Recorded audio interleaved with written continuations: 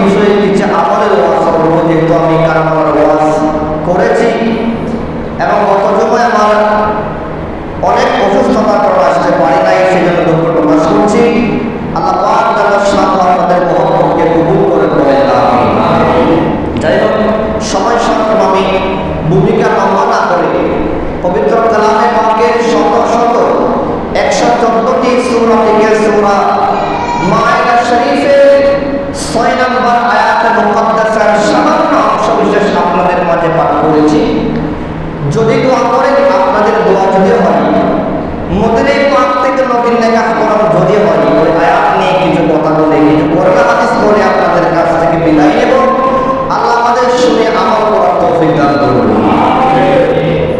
আল্লাহ পাক পবিত্র কালামে বলেন, বিসমিল্লাহির রহমানির রহিম, ইয়া আইয়ুহাল্লাযীনা আমানু ইযা কুমতুম ইলাস সালাত। এখন লক্ষ্য করুন, আল্লাহ কুদরতের সমানে এই আয়াতের শুরুতে